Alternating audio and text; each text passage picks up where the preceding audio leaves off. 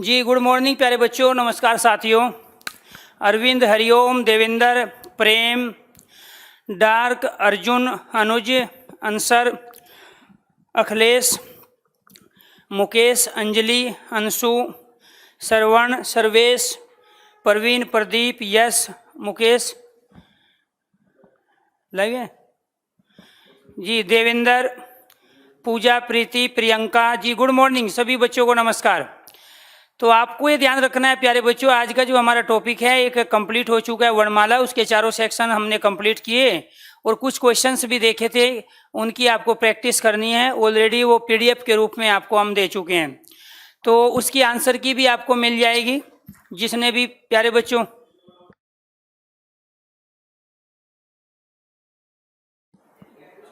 नहीं, हाँ, अगर क्वालिटी का ऑप्शन तो है प्यारे बच्चों, हाँ आप लगा सकते हो सत्येंद्र, उसमें क्वालिटी का ऑप्शन है इस बैच में, ऐसा नहीं है।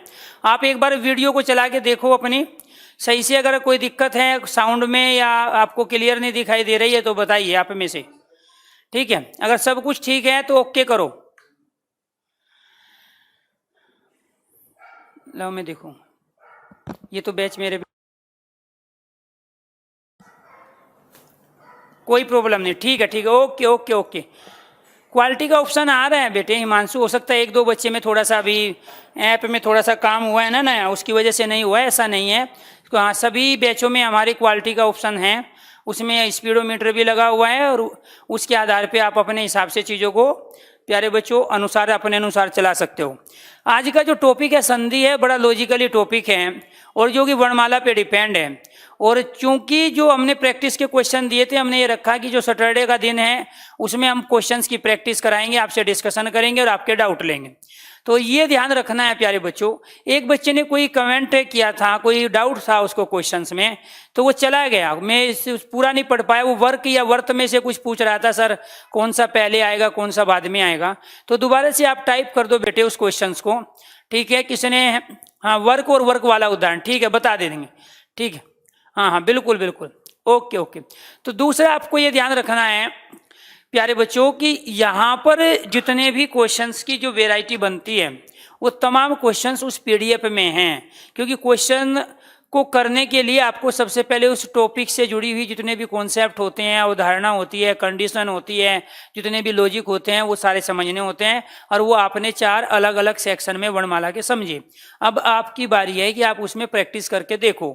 जिसमें डाउट होता है साथ के साथ पूछ सकते हो, अदरवाइज सैटरडे आपका दिन है, ठीक है, वहाँ पे भी पूछेंगे और मैं भी प्रैक्टिस कराऊंगा। उनमें से ही कुछ क्वेश्चनों की प्रैक्टिस मैं भी कराऊंगा प्यारे बच्चों। लेकिन आज पढ़ लेते हैं नया टॉपिक और दोनों को ले लेंगे सैटरडे को एक साथ, संधि को भी और वर्णमाला को भी। तो नया टॉपिक हमारा क्या है? नया टॉपिक है संधि। लेकिन इससे पहले एक बच्चे का क्वेश्चन था, वो क्या चला गया दोबारा, फिर क्या पूछा था उसने? हाँ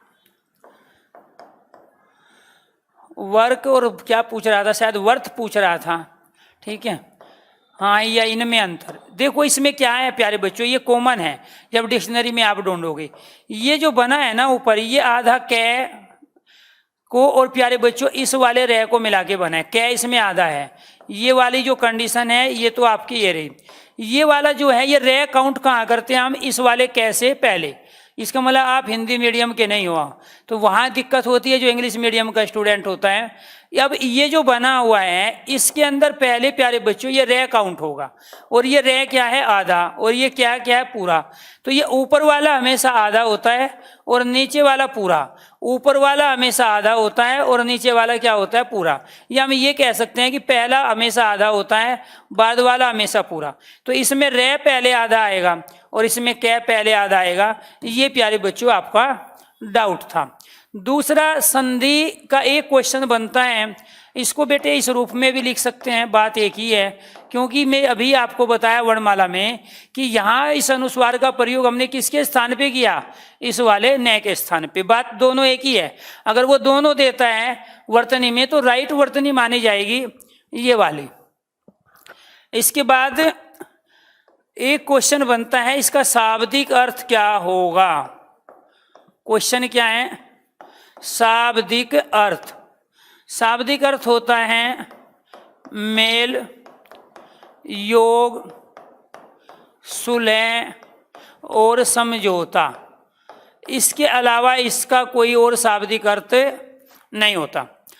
दूसरा क्वेश्चन यहाँ से बनता है, इसकी परिभाषा अर्थात डेफिनेशन, और वो है दो निकटवर्ती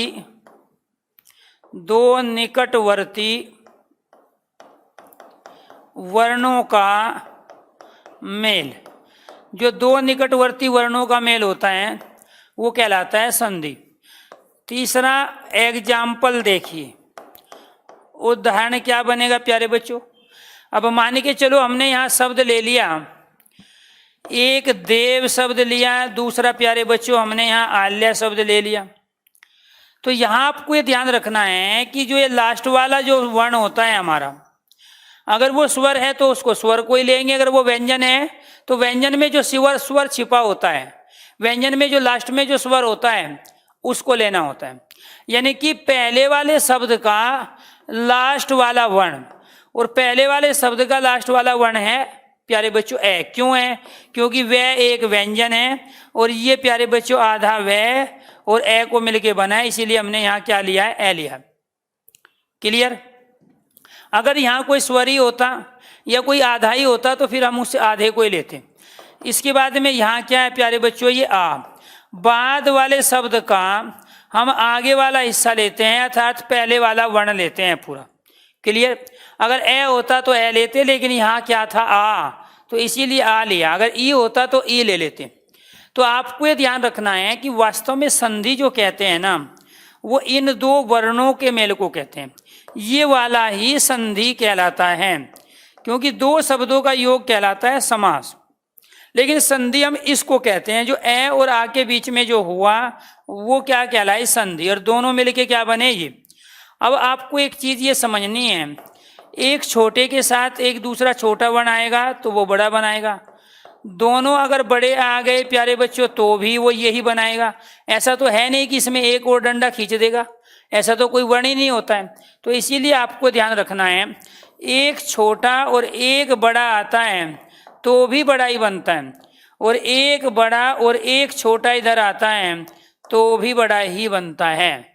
संधि में आपको ध्यान रखना है कि वास्तव में चाहे वो दोनों छोटे ही हो, दोनों बड़े ही हो, एक छोटा ही एक बड़ा ही हो, या वे प्यारे बच्चों एक बड़ा और एक छोटा वो हो, तो आपको ये ध्यान रखना है कि वहाँ जो मिल के बनेगा आखिरकार वो बड़ा ही बनेगा, क्योंकि इससे बड़ा कोई और दूसरा वर्ण नहीं है। यहाँ ए और आ मिल के क्या बन गया? आ बन गया। संधि इसके अंदर हुई। और ये कौन से दो वर्ण थे? ये थे। इन्होंने क्या किया वो देखो आप कंडीशन को। समाज में दो शब्द प्रयोग थे, एक प्यारे बच्चों देव शब्द का प्रयोग कर रहे थे हम अलग सेंस में, एक आल्य का प्रयोग कर रहे थे अलग सेंस में। तो देव मतलब देवता, आल्य मतलब घर। जो देवताओं का घर है वो क्या कहलाता है? देवालय। अगर हमारे पास समाज में पहले से ये दो शब्द ना होते, देव और आल्य, तो आज हमारे पास इनसे बनने वाला नया शब्द नहीं होता। अब मान के चलो वो जो संधि आई, इस संधि ने क्या किया? इनकी शब्द की संरचना को भी छोटा कर दिया। और दो पुराने जो शब्द थे उनको जब हम प्रयोग कर रहे थे प्यारे बच्चों, तो वास्तव में उनको एक साथ लाने का काम ही संधि ने किया। तो यहाँ अगर हमारे पास संधि नहीं होती तो हम इस शब्द को इस रूप में लिखते और ये हो जाता इतना बड़ा। क्लियर? संरचना भी बड़ी होती, उच्चारण करने में भी समय ज़्यादा लगता। लेकिन संधि ने क्या किया कि इसका भी ए ले लिया और इसका आ ले लिया, और दोनों को मिला के प्यारे बच्चों शब्द बना लिया देवालय। यानी कि दो पुराने शब्दों के पहले दो वर्ण निकालेंगे और उन वर्णों को जब आपस में जोड़ेंगे तो प्यारे बच्चों को जो शब्द की संरचना है, जो ऊपर है, जो पुराने शब्द हैं, उनकी संरचना, उनका डिजाइन, उनकी आकृति भी छोटी हो जाती है। अब इस वाले आ ने, ये जो आ दिया हुआ है ना यहाँ पे, ये वाला जो आ है, एक तो ये है हमारा, ये जो दूसरा आ है, इसने इन दोनों का काम कर दिया, इसका भी और इसका भी।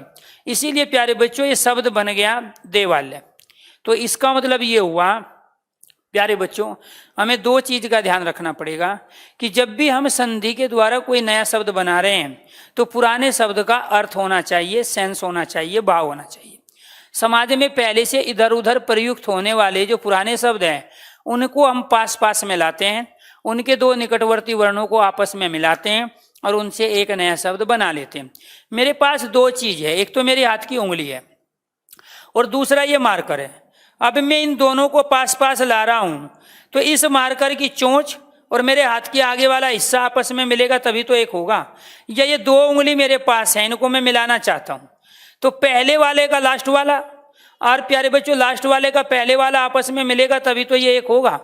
ऐसे यहाँ पे भी करना होता है, पहले वाले का लास्ट वाला हिस्सा और बाद वाले का प्यारे बच्चों पहले वाला हिस्सा आपस में मिलेगा तब वो क्या कहलाएगा, संधि।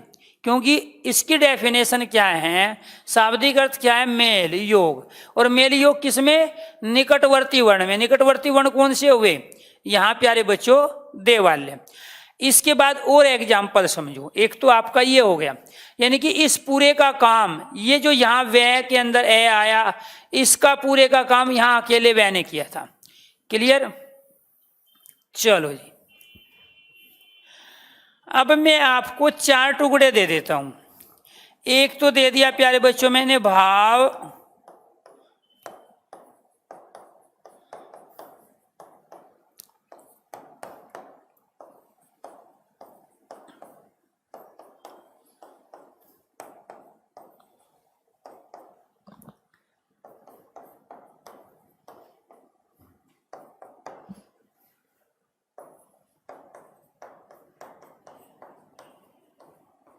ये पांच टुकड़े मैंने दिए आपको, पांच अलग अलग ऑप्शन।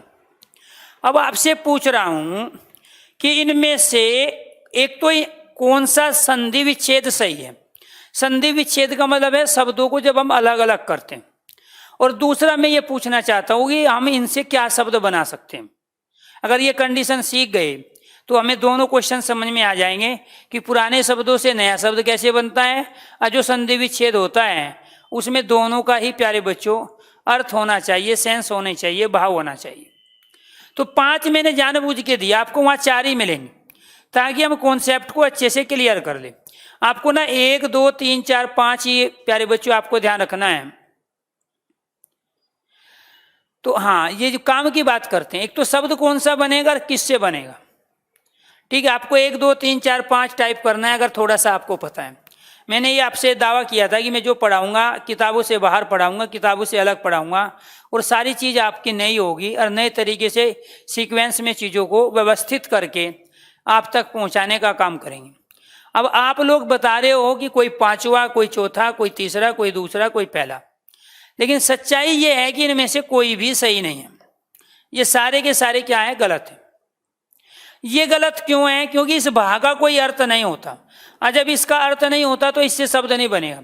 वार्त का अर्थ होता है, लेकिन वार्त का अर्थ होता है सारथी, लेकिन यहाँ जो हमारा शब्द बनेगा उसका अर्थ तो सारथी नहीं होता।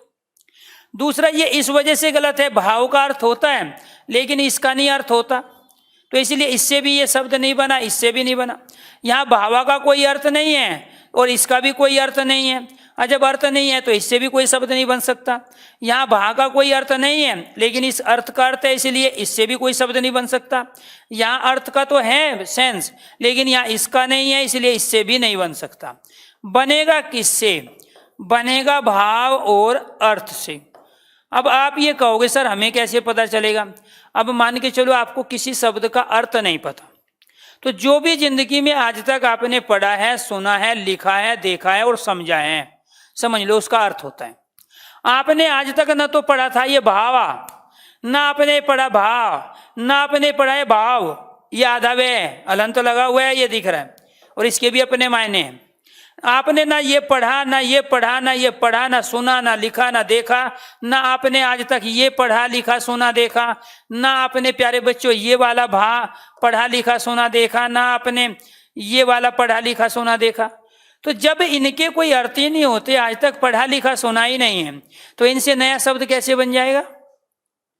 अरे गेहूं का दाना ठीक है, अच्छी क्वालिटी का है, और उपजाऊ जमीन में डालेंगे तभी तो पौधा बन के बाहर निकलेगा।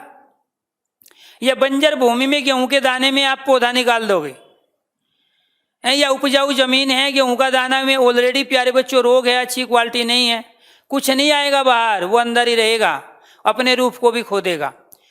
कोई भी दो पुराने सार्थक शब्दों से ही नया सार्थक शब्द जन्म ले सकता है। इसका मतलब ये हुआ कि मियाँ बीवी दोनों ठीक है तो बच्चे पैदा होंगे, और दोनों में एक में गड़बड़ है तो प्यारे बच्चों बच्चे पैदा नहीं होंगे। तो यहाँ इसका भी अर्थ है, इसका भी अर्थ है। ये आपने पढ़ा है, लिखा है, सुना है, देखा है, इसलिए सार्थक है। संधि विच्छेद में अयादि संधि को छोड़कर बाकी दुनिया की सभी संधि में दोनों टुकड़ों का अर्थ होना चाहिए, तभी तो पुराने शब्दों से नया शब्द बना पाएंगे। तो यहाँ से क्या आया प्यारे बच्चों? ए। इधर से क्या आया? ए। दोनों मिलके क्या बन गए? दोनों मिलके बन गए आ। और जब दोनों मिलके आ बने, अब इसमें से ले लेते हैं हम। यहाँ से जब आपने ये ले लिया तो ये आधा वह बचा, यहाँ आपने ये ए ले लिया तो इधर क्या बच गया? ये। दोनों को मिला के क्या बनाया आपने? आ लगा लिया यहाँ, तो शब्द बन गया भावार्थ। ये भी आपने पढ़ा लिखा सुना देखा है, ये भी आपने पढ़ा लिखा सुना देखा। मैं कहाँ कह रहा हूँ कि आपको सबके अर्थ पता है, इसलिए तो आपने बैच लिया है। ये सबके अर्थ पता होते तो आप ये बैच क्यों खरीदते? लेकिन आपने ये लिखा है, ये देखा है, ये सुना है, ये प्यारे बच्चों आपने पहले से समझा है, इसीलिए ये सार्थक है। और सार्थक शब्दों से ही नए शब्द बनते हैं। इनका अर्थ था, इसीलिए आज इनसे ये शब्द बन गया, और इनसे अर्थ नहीं होता तो ये भी नहीं बनता। अभी संधि क्या हुई? संधि हुई दो निकटवर्ती वर्णों का मेल, ये हुई संधि। क्लियर? संधि विच्छेद क्या हुआ? भाव और अर्थ, ये इसका संधि विच्छेद हुआ। तो मैं वही समझाना चाह रहा हूं कि संधि का अर्थ मेल है, योग है, सुलह है और समझौता है। ठीक है, दो निकटवर्ती जो वर्णों के मेल है उसी को हम क्या कहते हैं? संधि। अब आप ये समझो कि संधि के कार्य क्या है, इस कॉन्सेप्ट को जरूरत क्या पड़ गई यहाँ लाने की। तो चौथा जो क्वेश्चन है उसको समझने की कोशिश करो। संधि के कार्य, तीसरा तो आपने एग्जाम्पल देख लिया। संधि के कार्य, इस कॉन्सेप्ट को लाया क्यों गया? दो पुराने शब्दों से नए शब्द का निर्माण करना, एक कार्य तो इसका ये हुआ। दूसरा क्या है? शब्द की संरचना यानी कि डिजाइन, आकृति, संरचना को छोटा बनाना या रखना। तीसरा कार्य क्या है? नए शब्द का अर्थ पुराने शब्दों के अनुसार रखना। और फिर लास्ट चौथा कार्य क्या है? हिंदी शब्दकोश को छोटा बनाना। ये चार काम संधि करती है। यानी कि हमने यहाँ शब्द ले लिया है, एक हिम और दूसरा ले लिया आल्य। क्लियर? दो पुराने शब्दों से नए शब्द का निर्माण। पुराने शब्द क्या है? हिम, और दूसरा क्या है? आल्य। अब आज से 1000 साल पहले प्यारे बच्चों संस्कृत बोली जाती थी, समझी जाती थी, पढ़ी जाती थी। कम्युनिकेशन संस्कृत में ही हो रहा था। अब उस समय ना तो बर्फ शब्द था ना घर शब्द था, तो उस समय हम बर्फ के लिए हिम और घर के लिए आल्य का प्रयोग करते थे। तो यहाँ प्यारे बच्चों ये जो दो पुराने शब्द, ये बर्फ की सेंस में, ये घर की सेंस में जो समाज में प्रयोग हो रहे थे, भाषा वैज्ञानिक और व्याकरण शास्त्रियों ने सोचा कि क्यों न इन दोनों शब्दों को उठाए और आपस में मिला के इनसे एक नया शब्द बना लेते हैं। ये तो अलग अलग बिखरे पड़े हुए थे। तो यहाँ प्यारे बच्चों एक हिम को लाए और एक आल्य को।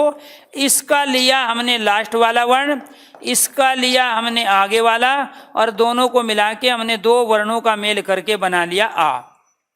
अब जब आपने इसमें से ए निकाल लिया तो ये क्या बच गया? आधा में। और जब आपने इसमें से आ निकाल लिया यहाँ पे, ये क्या बच गया? ले। अब संधि होती है दो वर्णों के बीच में, और दो वर्णों को मिला के आपने क्या बनाया, आ। अब ये लिख लो यहाँ पे आ, तो शब्द क्या बन गया, हिमालय। अब मान के चलो आप लिखना नहीं चाहते, ये मैं हटा देता हूँ, ये लो, ये हटा दिया मैंने, गायब कर दिया। अब यहाँ आप आई ही लिखो, जो बना है ना हमारा, वो बना क्या है प्यारे बच्चों, ये तो मैं था, यहाँ आ बना है तो आई लिखो, उच्चारण करके देखना क्या बोल रहे हो आप, हिमालय ही बोलोगे। और चूंकि एक व्यंजन और एक स्वर अगर साथ में हो तो व्यंजन की डेफिनेशन है कि वो स्वर के साथ लिखा जाता है। तो आप इसको कैसे लिखोगे प्यारे बच्चों, इस रूप में लिखोगे। इस वाले मैं और आ का काम अकेले इस माँ ने कर दिया। अब क्या हुआ, पहले के दो पुराने शब्दों से नए शब्द का निर्माण हुआ। पुराने शब्द ये थे, इनसे नया शब्द ये आया। फिर क्या है, शब्द की संरचना को छोटा, ये संरचना बड़ी थी। अगर ये संधि नहीं होती तो हम इस रूप में लिखते हिमालय को, इस रूप में लिखा जाता हिमालय, अगर संधि नहीं होती। लेकिन यहाँ ये जो काम कर रहा है, ये किसका काम है, ये इस माँ का काम है। वो भी माँ है, यहाँ से यहाँ तक उच्चारण करो, और ये भी माँ है। तो दूसरा काम संधि क्या करती है, शब्द की संरचना को छोटा बनाना। क्लियर। तीसरा क्या है, नए शब्द का अर्थ पुराने शब्द के अनुसार रखना। अब यहाँ पुराने शब्द का अर्थ क्या है, बर्फ, इसका अर्थ क्या है, घर। हिमालय का अर्थ क्या हुआ, बर्फ का घर। जो पुराने शब्दों के अर्थ हैं वही नए शब्द के हैं, या नए शब्द का जो अर्थ है वही पुराने शब्दों का है। अर्थ चेंज नहीं होता है। जो भाव का अर्थ का था, जो देव और आल्य का अर्थ था, वही देवालय का भी अर्थ है। ये संधि का कॉन्सेप्ट है, हिंदी शब्दकोश को छोटा बनाना। अब मान के चलो वहाँ हिम और आल्य के बारे में दे दिया डिक्शनरी में कि हिम का अर्थ बर्फ है और आल्य का अर्थ घर, तो अब हिमालय को अलग से प्रस्तुत करने की जरूरत नहीं है। तो प्यारे बच्चों मैंने क्या बोला, और जब अयादि संधि आएगी मनीष तो अयादि पढ़ाएंगे। अब पहले से पहले खुजली करोगे तो विद्वान लेखक साहित्यकार बनोगे, और होना है भर्ती। ठीक है, अयादि संधि क्यों नहीं उसको भी बताएं, क्योंकि इसी के नाम में लिखा हुआ है। ठीक है, तो जब अयादि आएंगे तो अयादि पे समझ लो। ठीक है, हाँ, आगे से आगे नहीं भागते। जब आगे ज़्यादा चले जाते हैं ना तो पीछे वाले पीछे छूट जाते हैं, और फिर आगे वाले के लिए ताली कोई नहीं बजाता। सबको साथ लेके चलो तो सबके लिए ताली बजेगी। ठीक है, यही सीखने का कॉन्सेप्ट है। विद्वान मत बनो, जब अयादि आएगी तो अपने आप समझ में आएगा। और जब संधि कंप्लीट हो जाएगी तो ये जिससे आपको सबसे ज़्यादा डर लगता है, यही सबसे आसान टॉपिक है पूरे हिंदी के अंदर।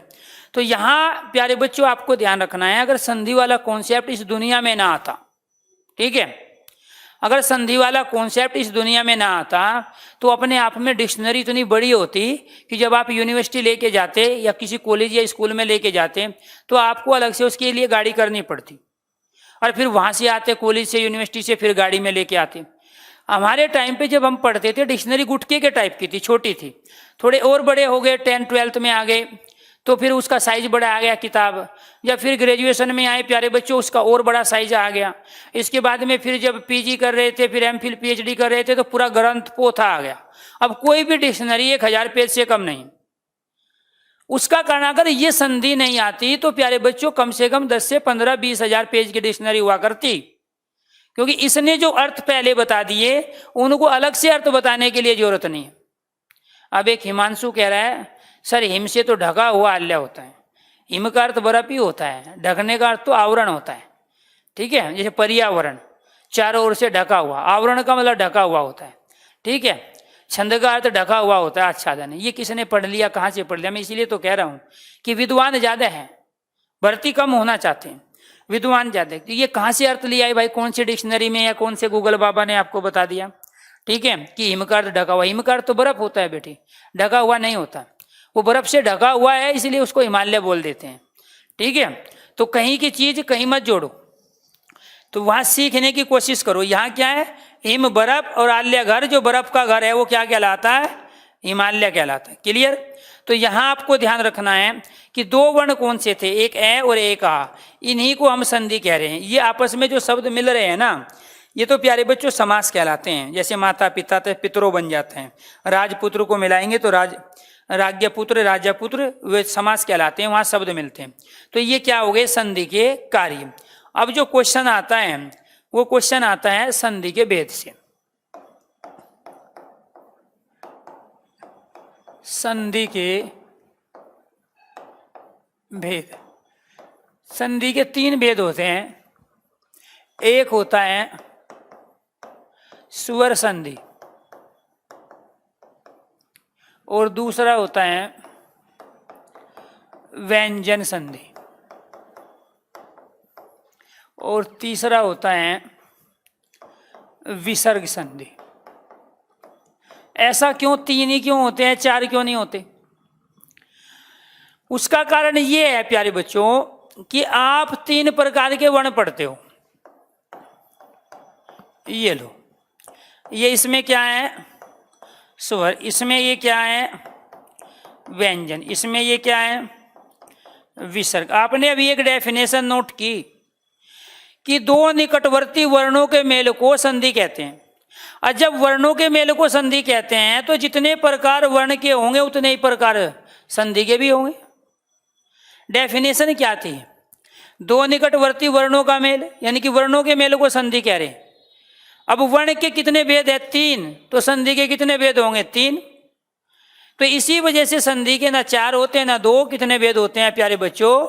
3 भेद होते हैं, क्योंकि आप स्वर, व्यंजन और विसर्ग ये पढ़ चुके हो। इसीलिए इसके आधार पे हम इस बात को प्रूफ कर सकते हैं कि वास्तव में संधि 3 ही प्रकार की होती है। जहां 11 स्वर में से किन्हीं 2 वर्णों का मेल हो, वो क्या कहलाया? स्वर संधि। जहां एक व्यंजन और एक स्वर आ जाए, व्यंजन संधि। जहां दोनों व्यंजन हो, इधर भी एक व्यंजन आए और इधर भी प्यारे बच्चों एक व्यंजन आए, विसर्ग संधि।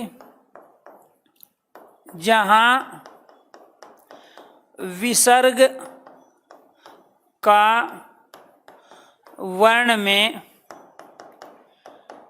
परिवर्तन हो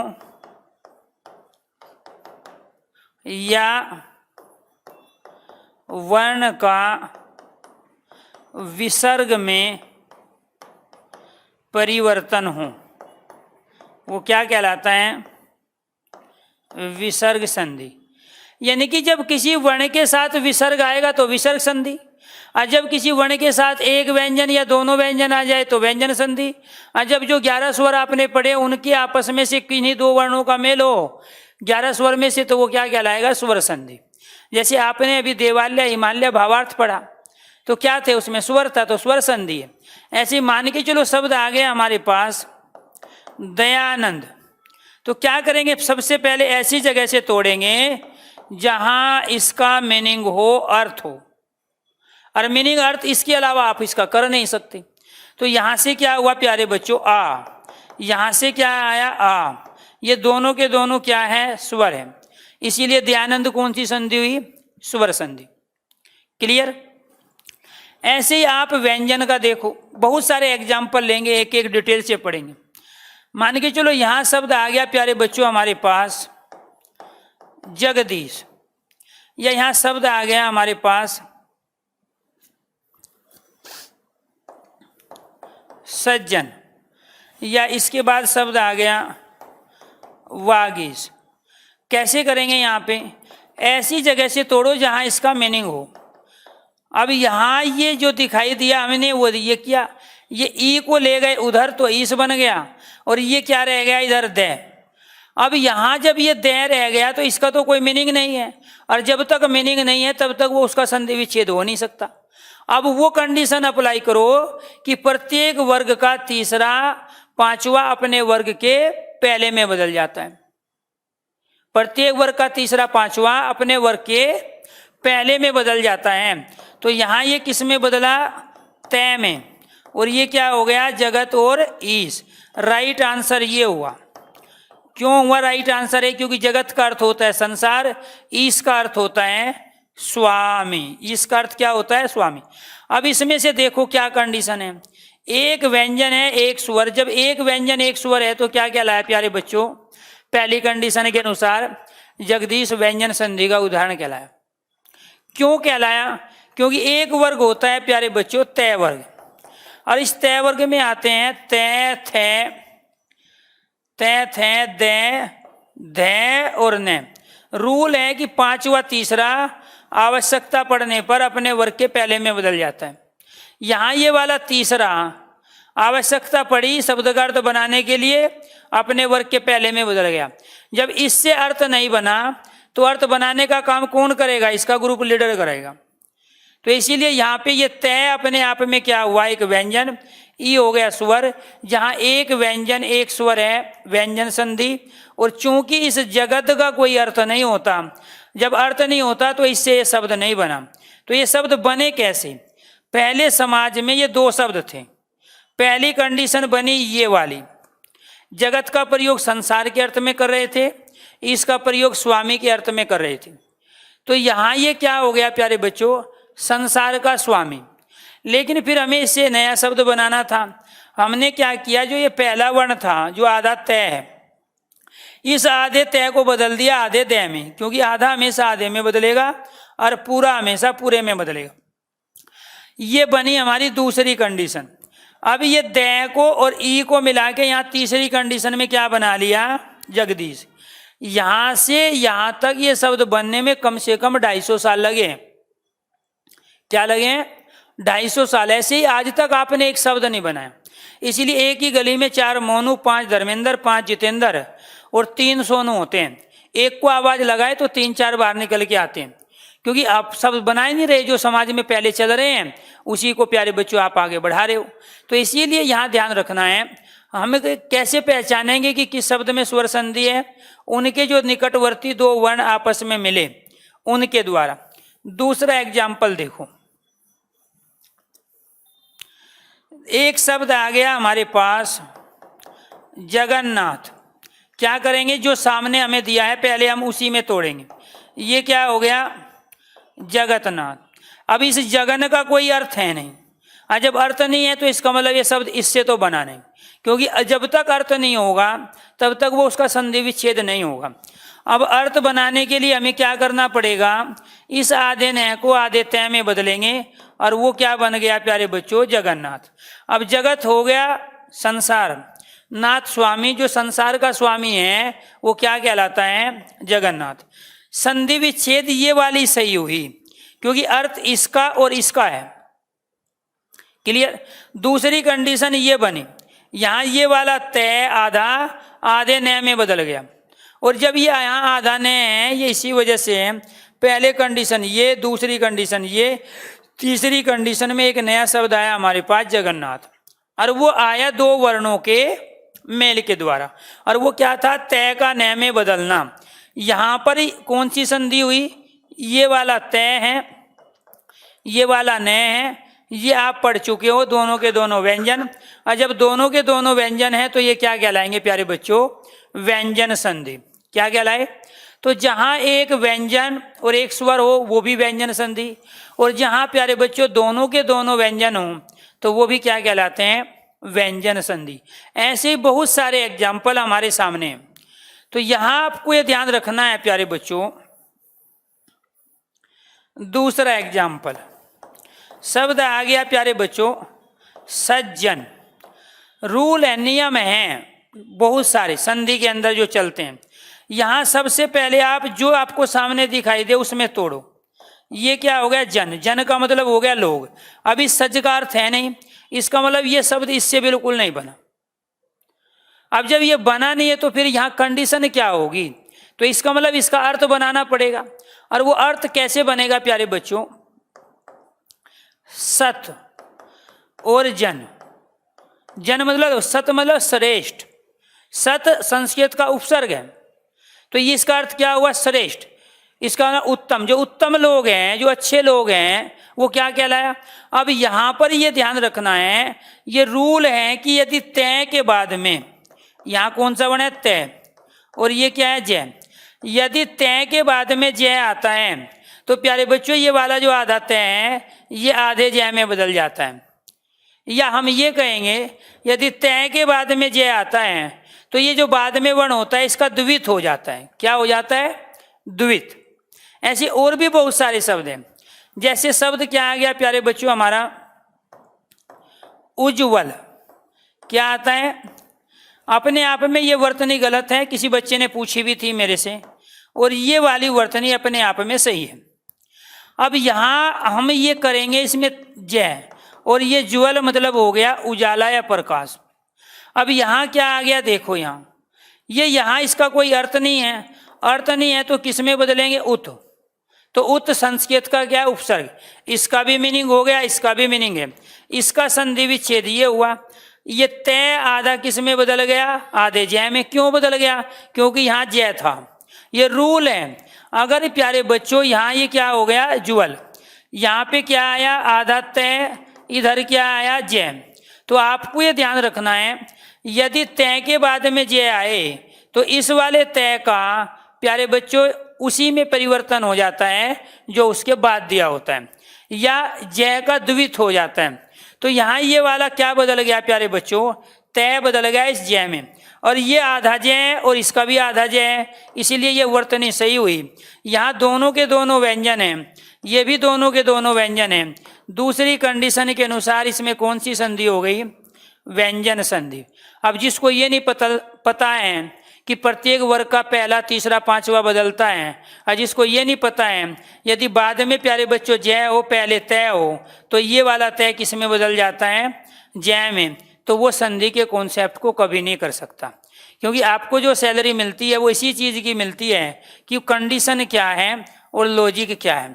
सेम यही कंडीशन यहाँ पे भी अप्लाई होती है।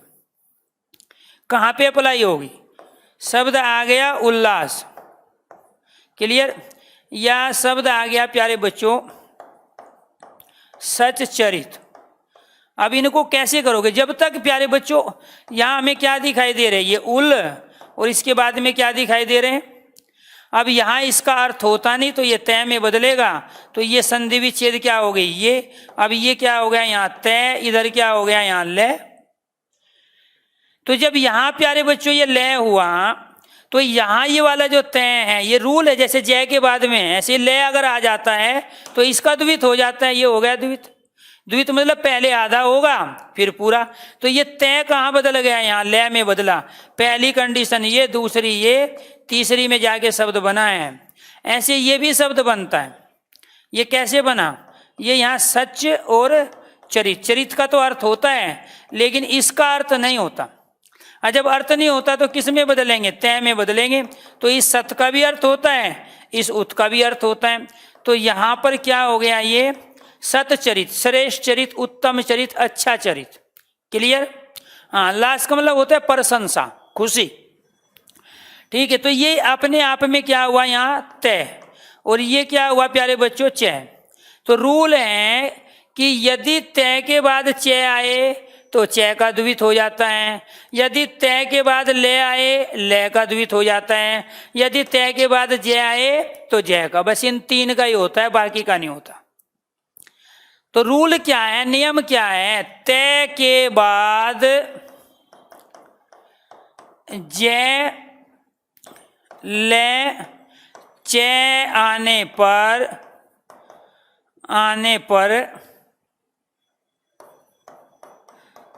तय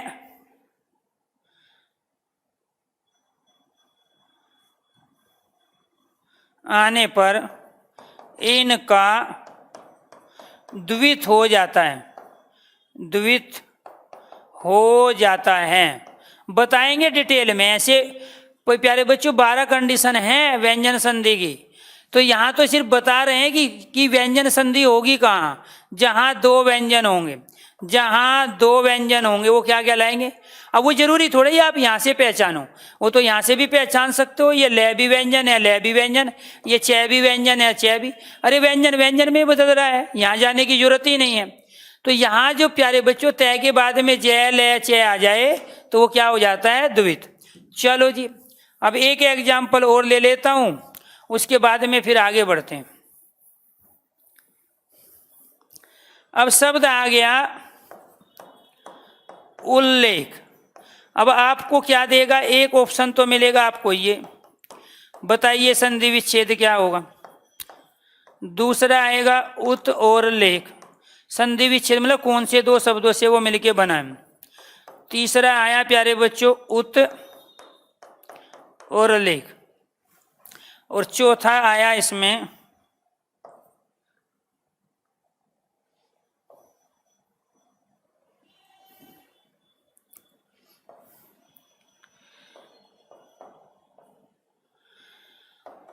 उत और लिख। बताइए राइट आंसर क्या होगा, क्यों होगा, किस नियम के अनुसार होगा, कौन सी संधि होगी। तो 1 2 3 वही तो कंडीशन लगी कि यहाँ ये क्या है, ले। कैसे आया ये वाला ले, ये तय था यहाँ उत, मतलब ऊपर, लेख मतलब लिखा हुआ, ऊपर लिखा हुआ उल्लेख। क्लियर। तो आपको ये ध्यान रखना है प्यारे बच्चों, सारे बताएंगे, ठीक है। हाँ, जितनी भी खुजली है सारी खत्म होगी, लेकिन पहले कंडीशन को समझो। ये वाला जो तय है ना प्यारे बच्चों, ये वाला, ये वर्तनी सही है, यानी कि ये संधि विच्छेद सही है। उत उपसर्ग है संस्कृत का, लेख मूल शब्द है, इसलिए राइट संधि विच्छेद ये हुआ। और जब राइट संधि विच्छेद ये हुआ तो ऐसा क्यों, आपको क्या करना है वहाँ, आपको करना है कि जो उसने दिया हुआ है, आपको उसने शब्द दे दिया, डिफिकल्ट से डिफिकल्ट और आसान से आसान चीज़ें बतानी है।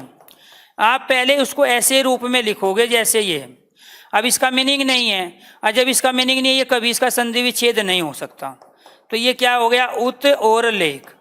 तो पहले कंडीशन ये थी, दूसरी कंडीशन ये, तीसरी में 250 साल बाद जाके एक शब्द बना और उसका नाम था उल्लेख। क्लियर।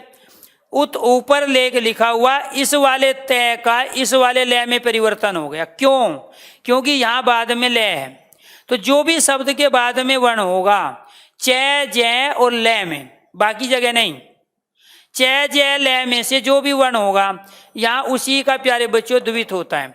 अर्थात ये तय किस में बदलता है, लय में बदलता है। कौन सी संधि हो गई, व्यंजन संधि। क्यों, क्योंकि दोनों में व्यंजन थे। विसर्ग को समझ लो, संधि आज ही कंप्लीट नहीं होगी, आने वाले 3 लेक्चर भी संधि के ही होंगे। जहाँ विसर्ग, आप तो फिलहाल डेफिनेशन समझनी थी कि स्वर संधि कहाँ होगी, जहाँ 11 में से कोई 2 स्वर आएंगे। व्यंजन संधि कहाँ होगी, जहाँ या तो 2 व्यंजन हो या कोई 1 व्यंजन हो। विसर्ग संधि कहाँ होगी, जहाँ विसर्ग का परिवर्तन हो रहा हो। ये आपका कंप्लीट हो गया डेफिनेशन। अब इसको समझने की कोशिश करो। यहाँ पे देखो कैसे समझोगे। शब्द आ गया प्यारे बच्चों हमारे पास निर्धन। कैसे करेंगे, जो भी दिया है पहले उस रूप में लिखेंगे। एक शब्द आया निर और दूसरा क्या हो गया धन। इसका कोई मीनिंग नहीं है, जब मीनिंग नहीं है संधि विच्छेद नहीं हो सकता। ये बदल गया विसर्ग में, तो ये क्या कहलाया, धन। इसका अर्थ हो गया बिना, और इसका अर्थ हो गया पैसा।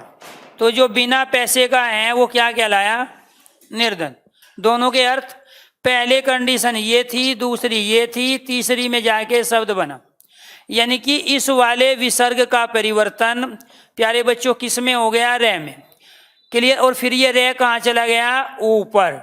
तो पहले इस विसर्ग का परिवर्तन इस आधे रे में हुआ, रूल है, नियम है, ठीक है। इस वाले क्यों, क्योंकि लिखा हुआ है जहां विसर्ग का वर्ण में परिवर्तन हो, इस विसर्ग का वर्ण रे में परिवर्तन हुआ और फिर ये जाके बन गया ऊपर। तो इसीलिए पहले कंडीशन ये, दूसरी ये, तीसरी ये राइट आंसर संधि विच्छेद ये है, क्योंकि इसका कोई मीनिंग नहीं है। क्लियर। इसका क्या है, कोई मीनिंग नहीं है। ये आप ये भी कह सकते हो, जब उसने ऊपर से नीचे किया, जब ये देगा, हम ये कहेंगे कि वर्ण का परिवर्तन विसर्ग में हुआ। तो विसर्ग का परिवर्तन वर्ण में हुआ जब वो ये दे के ये बनवाता है, और जब ये दे के ये कहता है तो हम कहेंगे वर्ण का परिवर्तन विसर्ग में हुआ। जैसे शब्द आ गया प्यारे बच्चों निरपराध, तो यहाँ कैसे करोगे आप इसको, निर और दूसरा क्या है, अपराध। इसका कोई मीनिंग नहीं, तो क्या हो गया, बिना अपराध के। राइट संधि विच्छेद हमारी ये हुई।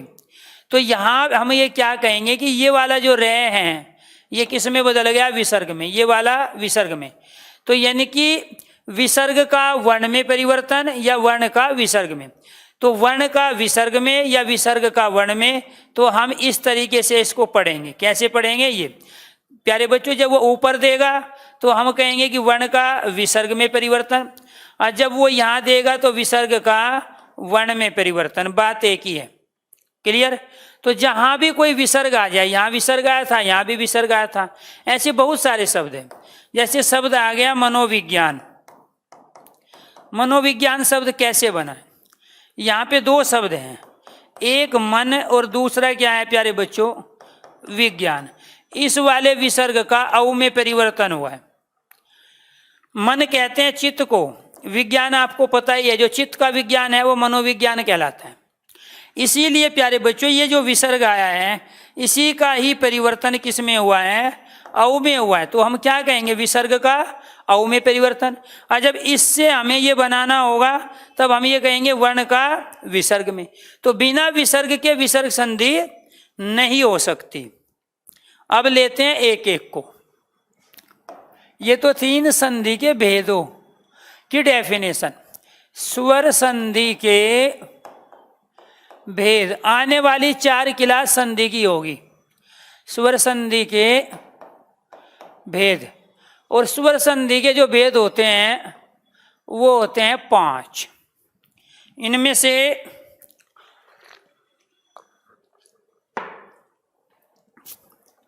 एक भेद होता है दीर्घ संधि। क्या होगा, दीर्घ संधि। दूसरा यण संधि। तीसरा गुण संधि। और चौथा वृद्धि संधि। और 5वां अयादि संधि। ये 5 भेद होते हैं, इनके अलावा और कोई सा नहीं है इसका हिंदी में। संस्कृत में तो बहुत होते हैं, पर रूप और पूर्ण रूप। अब यहां समझो, शॉर्ट ट्रिक से बता रहे हैं पहले, फिर डिटेल में चलेंगे। दीर्घ का अर्थ होता है सजातीय वर्ण। दीर्घ का अर्थ क्या होता है, सजातीय वर्ण। जहां सजातीय वर्णों का मेल हो वो क्या कहलाती है, दीर्घ संधि। या जहां दो एक जैसे वर्ण से बड़ा वर्ण बने, दो एक जैसे वर्ण से बड़ा वर्ण बने। और वो बड़े वर्ण कौन कौन से, आ, बड़ा ई, बड़ा ऊ और बड़ा री। इनमें से कोई एक कंडीशन याद रखोगे आप। यण संधि वहां होती है जहां शब्दों के बीचों बीच, एग्जाम्पल देंगे बहुत सारे, शब्दों के बीचों बीच ये रे ले, यहीं पे ले लेते हैं, ये समझ में नहीं आएगा। ये रे ले वे, शब्दों के बीचों बीच ये रे ले वे वर्ण हो तथा इनसे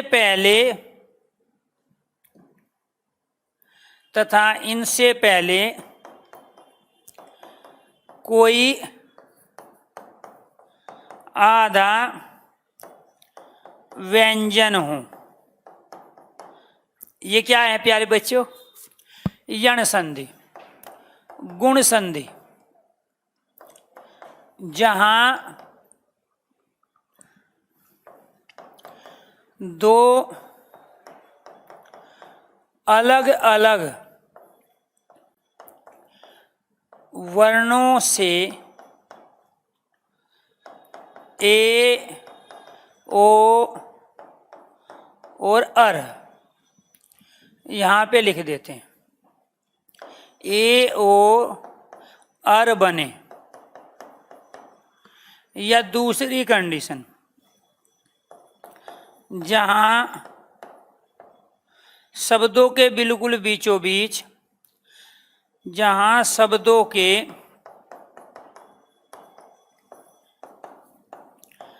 बीचों बीच एक मात्रा ए, औ की हो, वो गुण संधि। जहां अयादि संधि को उधर लिख देंगे, जहां शब्द के बीचों बीच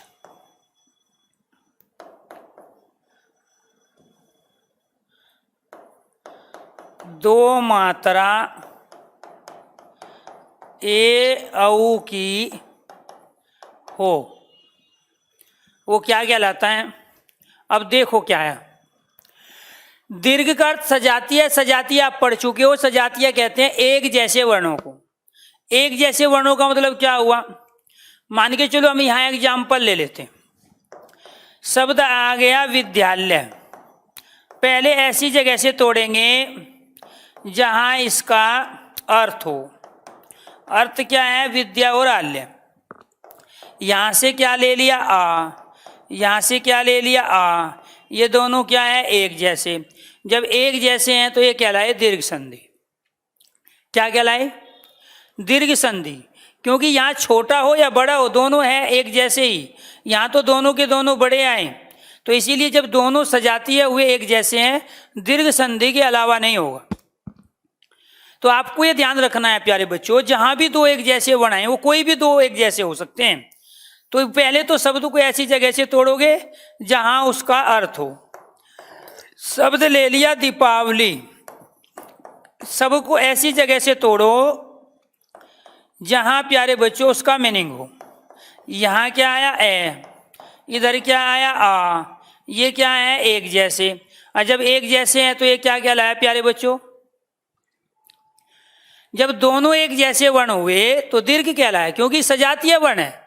या जहां दो एक जैसे वर्ण मिले वो एक जैसे हैं। जहां प्यारे बच्चों आ बने, ई बने, ऊ बने, री बने। मैं आ का एग्जाम्पल बता रहा हूं। इन दोनों को मिला के आप कोई सी भी कंडीशन लगा सकते हो इस पे। आप पहली लगाओ, दूसरी लगाओ, तीसरी, तीन ही चीजें एक ही है। आपको तो एक ही याद रखनी। इसके अलावा आपने शब्द लिया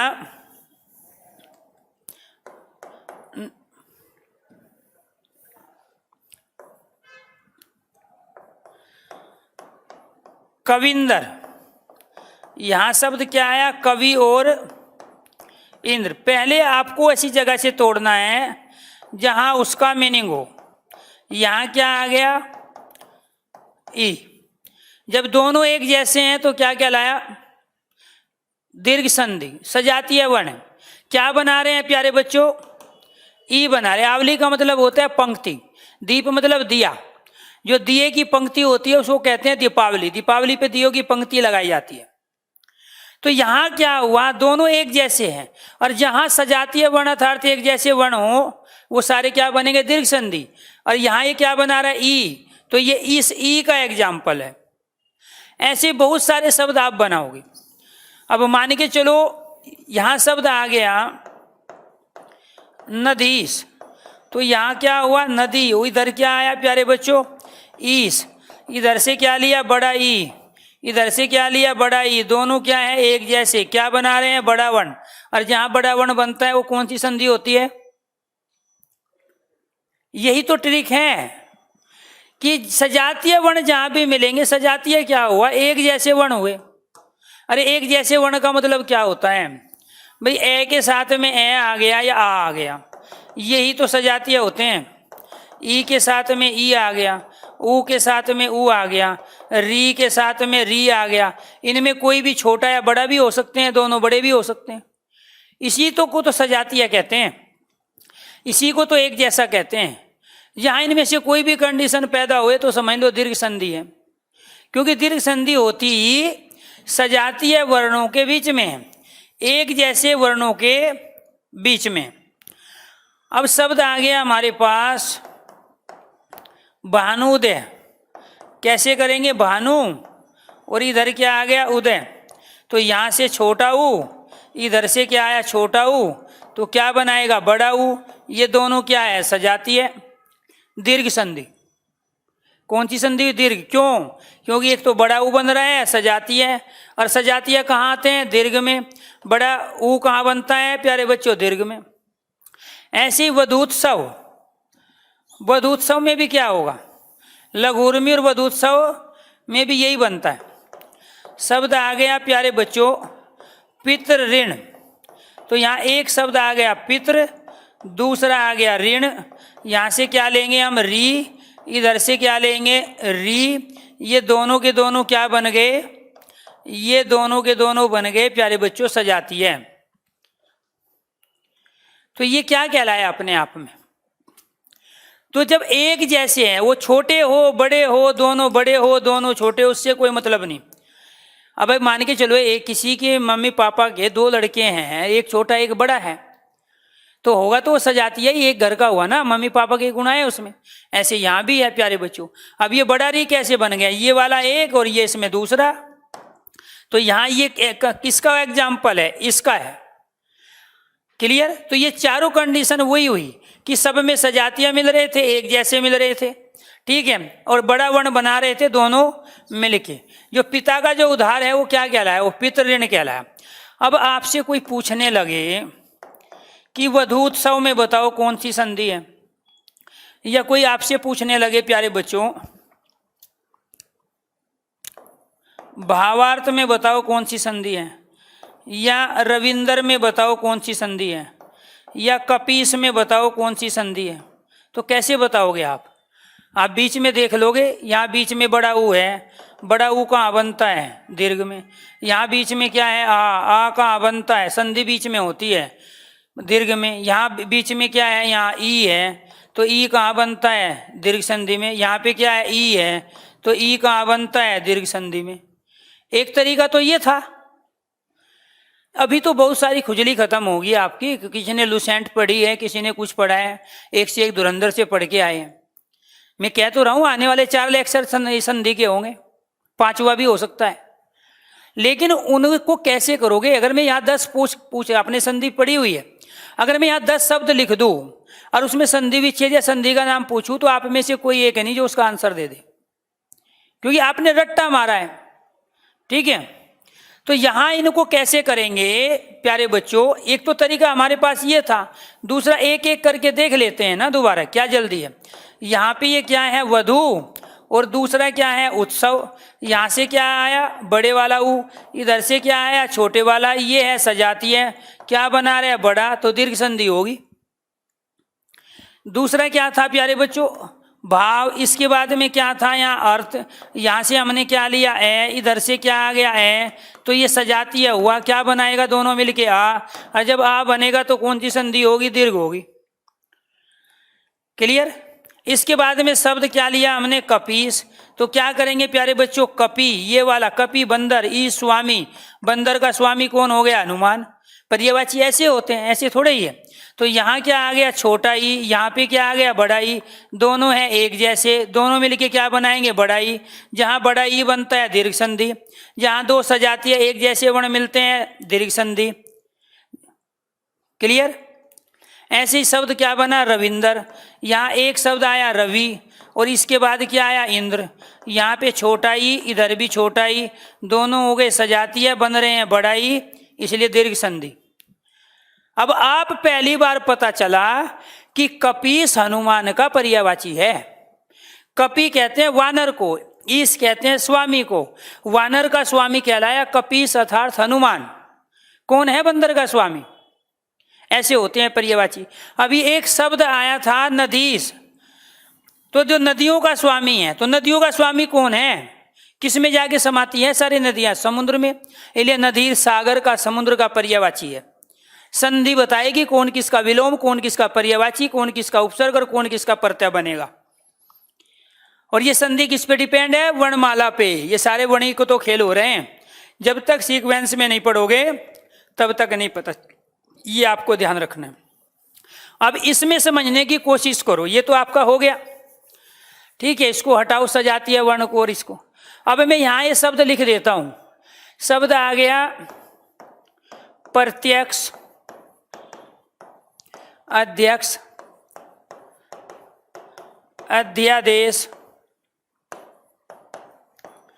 प्रत्युत्तर, प्रत्येक, अत्याचार इत्यादि, स्वागत,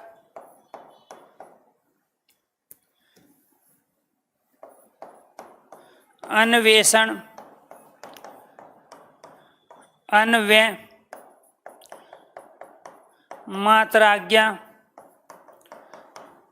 पित्रादेश, पित्राज्ञा। आपसे पूछ रहा हूं संधि बताओ कौन सी होगी। कैसे करोगे? दिमाग लगाओगे, पागल हो जाओगे ज्यादा दिमाग लगाओगे तो।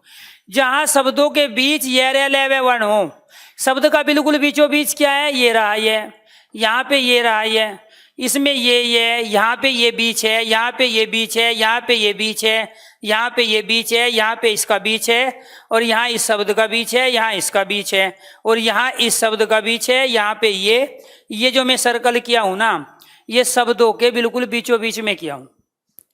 या रूल क्या है? जहां शब्दों के बिल्कुल बीचों बीच ये हो, रे हो, ले हो और वे हो, यहाँ इन शब्दों के बीच यहां से लेके यहां तक ये है। और फिर क्या है? तथा इनसे पहले कोई आधा व्यंजन है, इन सब से पहले आधा व्यंजन है। ये रहा आधा तय, आधा धय, आधा धय, आधा तय, आधा तय, आधा तय, इनमें सब में आधा। अब ये नहीं कहोगे सर जी दयानंद में भी तो बीच में है, तो मैंने कहा दयानंद में यण संधि है, इसमें बीच में यह है लेकिन पहले आधा नहीं है। लेकिन अगर मैं यह कहने लगूं कि न्यून में बताओ कौन सी संधि है, आप कहोगे सर बीच में यह है, उससे पहले आधा है, इसलिए यण संधि होगा। लॉजिक तो बताएंगे कल, शॉर्ट ट्रिक बता रहे हैं आज। तो जब शब्द के बिल्कुल बीचों बीच यह वर्ण आ गया, अब वो ये आए, या आए या ये आए, बात एक ही है, और उससे पहले आधा व्यंजन है, तो यण संधि के अलावा किसी दूसरे का एग्जाम्पल बन ही नहीं सकता। यहां बीच में वे, उससे पहले आधा ने और आधा से, इसीलिए ये यण संधि के एग्जाम्पल है। यहां बीच में रे, ये वाला रे, बीच में ये वाला रे, नीचे वाला पूरा होता है, ऊपर वाला आधा होता है। पिछले 2-3 दिन से यही समझा रहे हैं। यहाँ बीच में रे आया, इसमें रा है, इसमें भी रा है, ये वाला आ और ये रे और ये आ, ऊपर आधा तय, ऊपर आधा तय, ऊपर आधा तय। तो जब बीच में यह भी आ रहा है, रे भी आ रहा है, वह भी आ रहा है, और उनसे पहले आधा व्यंजन है, तो दुनिया के सारे एग्जाम्पल यण संधि के बनेंगे। क्लियर? लेकिन वह का कोई भी एग्जाम्पल नहीं बनता है हिंदी में, संस्कृत में बनता है। इसीलिए प्यारे बच्चों लय को छोड़ दो। गुण संधि जहां 2, ये कंप्लीट हो गया। अब बहुत सारे एग्जाम्पल लेंगे, करके दिखाएंगे, शब्दों को अलग अलग करेंगे, संधि विच्छेद भी करेंगे। आज तो आपके उस होवा को खत्म कर रहे हैं जो आपने दिमाग में बैठा। संधि तो बहुत डिफिकल्ट टॉपिक है, डिफिकल्ट नहीं है, आप शॉर्ट ट्रिक से भी कर सकते हो।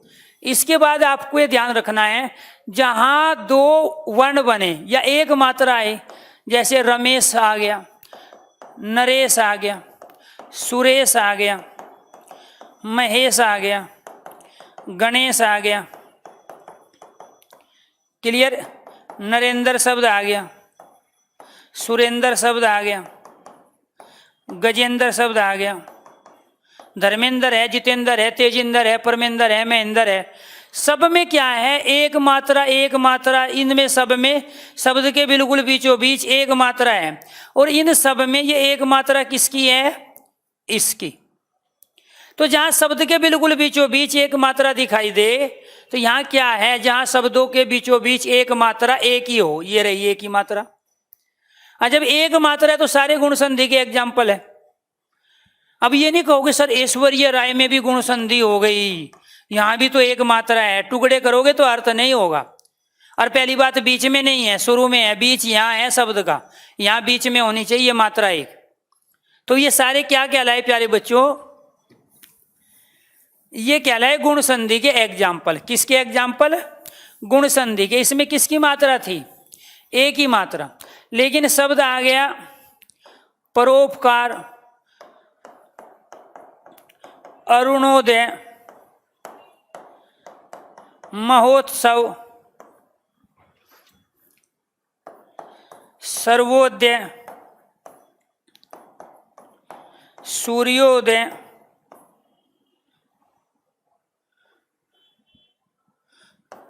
एक बच्चा भी पूछ रहा था हर्षो उल्लास, सब गुण संधि के। किसी को खुजली थी टाइम से पहले प्यारे बच्चों, शादी करना चाहता था, टाइम से पहले भर्ती होना चाहता था, सर जी हर्षोल्लास में बताओ। अब आगे की कंडीशन अब बता दिया। यहाँ शब्द के बिल्कुल बीचों बीच एक मात्रा है, इसमें भी एक मात्रा, यहाँ भी एक मात्रा, ये, और इन सब में जो मात्रा है प्यारे बच्चों, वो मात्रा है इसकी औ की। ये रही यहाँ पे औ की मात्रा। हर्ष का ए लेंगे, उल्लास का ऊ, और ए ऊ मिलके क्या बनेगा? ऐसे यहाँ लेंगे पर, और इधर लेंगे प्यारे बच्चों उपकार। यहाँ से लिया ए और इधर से लिया ऊ, ए और ऊ मिलके बनता है औ। यही वर्णमाला में आपको पढ़ाए, इसीलिए आज संधि पढ़ा रहे। यहाँ पे एक शब्द आया हर्ष, दूसरा शब्द आया उल्लास, और आप कहोगे दोनों का अर्थ है, क्योंकि दोनों आप पढ़े हैं, सुने हैं, लिखे हैं, देखे हैं। यहाँ से आया ए, इधर से आया ऊ, और ए और ऊ को मिलता है औ। यह तो आप ऐसे समझो कि ए और ऊ को मिलके औ बनता है। अरे यह दिमाग दौड़ाओ मत, घोड़े मत दौड़ाओ। बीच में प्यारे बच्चों एक मात्रा है, और इन बीच में जब एक मात्रा औ की है, तो यहाँ जहाँ शब्दों के बिल्कुल बीचों बीच एक मात्रा ए या औ की हो, वे दुनिया के सारे एग्जाम्पल गुण संधि के हैं। किसके होंगे? गुण संधि। या जहां दो अलग अलग वर्णों से, दो अलग अलग वर्ण कौन से हैं? ए और ऊ। दो अलग अलग वर्ण कौन से? ए और ऊ। जैसे दो अलग अलग वर्ण कौन से हैं? हमने यहां शब्द ले लिया धर्मेंद्र, तो यहाँ एक धर्म आ गया, दूसरा आ गया इंद्र। यहाँ से क्या लेंगे? ए, इधर से क्या लेंगे? ई। तो ये क्या हुआ? ये प्यारे बच्चों बना ए। दो अलग अलग वर्ण हुए। जहां दो अलग अलग वर्ण ए और ओ अर बनाएं, ये अलग अलग वर्ण है, ए और ई है, क्योंकि एक जैसे होते तो क्या हो जाते अपने आप में दीर्घ। अब आपको ये ध्यान रखना, अब एक को और खुजली हो गई, ठीक है, उसकी भी देखो। यहाँ क्या है प्यारे बच्चों?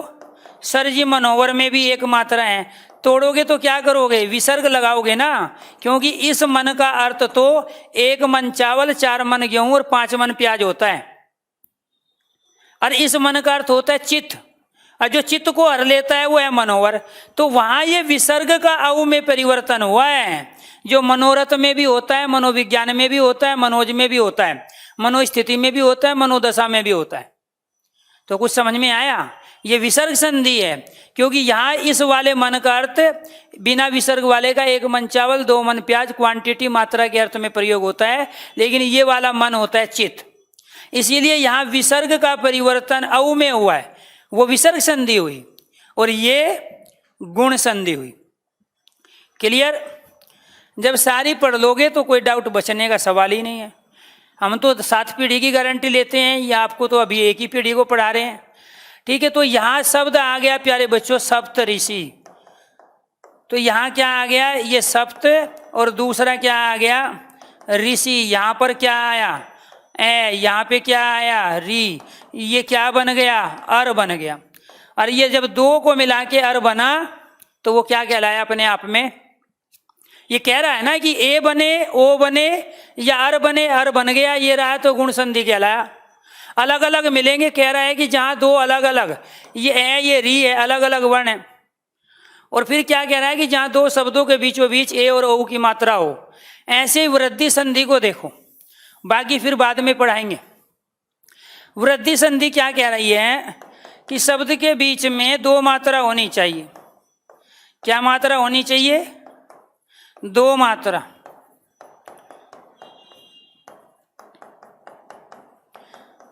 ये रही 2 मात्रा। अब यहाँ देखो सब में क्या है, दो मात्रा, इसमें भी दो, इसमें भी दो, इसमें भी दो, इसमें भी दो। यहाँ से लेके यहाँ तक ये दो मात्रा किसकी है, इसकी। और यहाँ से लेके यहाँ तक ये दो मात्रा किसकी है, इसकी। और जहाँ ये दो वर्ण बनते हैं वो वृद्धि संधि कहलाते। हाँ हो गया। तो आपको ये ध्यान रखना बस, यहाँ कुछ नहीं करना है बेटे। आपको शब्द के बीच में देखो, संधि दो निकटवर्ती वर्णों के शब्दों के बीच में होती है।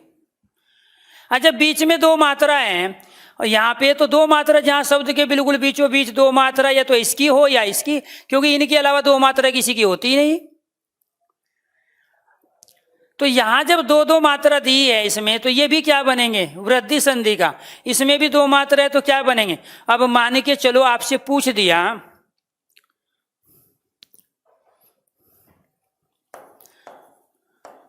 महोत्सव, तो ये तो एक मात्रा है, इसको कहाँ कर सकते हो।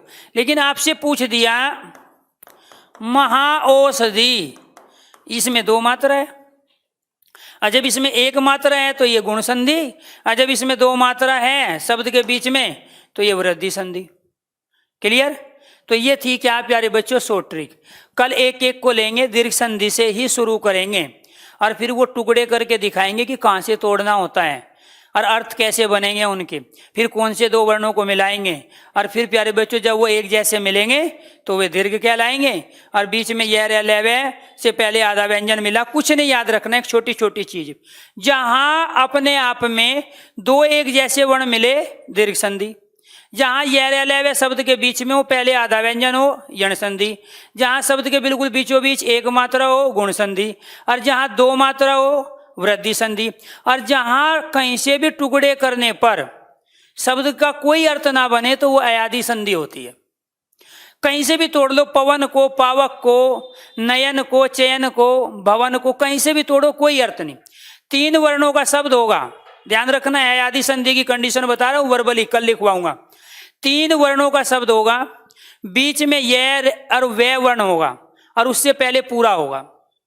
बीच में अयादि संधि का कोई एग्जाम्पल ऐसा नहीं है जिसके बीच में यह और वह वर्ण ना हो। यह वह यहां भी होते हैं यण संधि में, लेकिन उससे पहले आधा व्यंजन होता है। अयादि संधि में बीच में यह और वह वर्ण रहेगा, लेकिन उससे पहले पूरा व्यंजन होगा। जैसे पवन, बीच में वह, पूरा पे है पहले। कहीं से भी तोड़ोगे तो कोई अर्थ नहीं होगा। एकमात्र अयादि संधि ऐसी है, टुकड़े करने पर अर्थ नहीं बनता, और जब अर्थ नहीं बनता है तो वह अयादि संधि होगा। आज के लिए इतना ही, बाकी कल पढ़ेंगे।